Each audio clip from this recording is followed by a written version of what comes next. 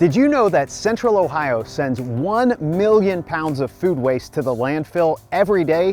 1 million pounds every day. The good news is you can help divert food waste from the landfill by composting.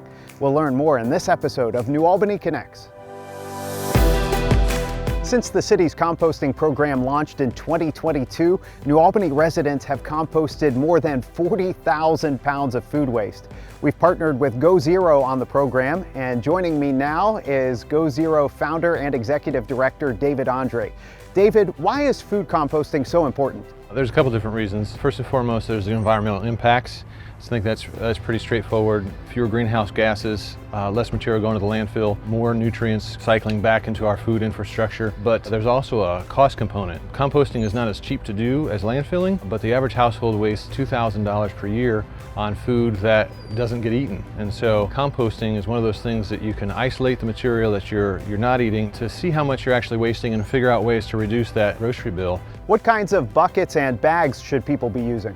The short answer is a 5-gallon pail works really well, and something that's got an easy peel, kind of like a Tupperware lid to keep the material in and secure.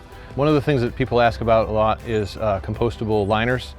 We absolutely recommend them. You can get them online or at your local retailer. It minimizes the mess in the container that you're collecting the food scraps, makes it possible to tie it off and put it into one of our containers a whole lot easier. What should go into our composting buckets, and what should we leave out? One of the things that I'm proud about with GoZero is that we're a broad spectrum composter. And so what that means is not only can we do the vegetative materials and beans and rice and other grains and baked goods, but we can do meat and dairy and bones and shellfish and seafood. We can do paper products, so napkins and paper towels 100%. Anything that does not have a plastic coating, so milk cartons, juice cartons, don't include those. Another piece that we're pretty excited about is the fact that we can do compostable plastics. So long as it's the ASTM 6400 spec compliant, that'll break down in our piles and become part of the soil. What happens to the food waste after GoZero takes it away?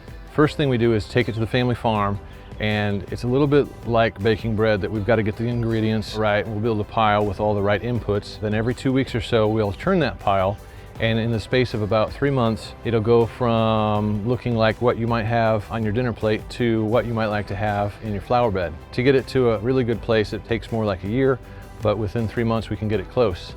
And it's a lot like what goes on in your backyard, but just at a much larger scale. Okay, thanks so much for joining us, David. If you would like to take part in the city's food composting program, it's free for New Albany residents, and we offer 3 drop-off locations at Village Hall, the Public Service Complex, and in the Temple Beth Shalom parking lot. You can learn more by heading to newalbanyohio.org/waste. And for more City of New Albany news and information, be sure to follow us on social media using the handle @NewAlbanyOhio, and subscribe to our Weekly Connects email by heading to newalbanyohio.org/subscribe.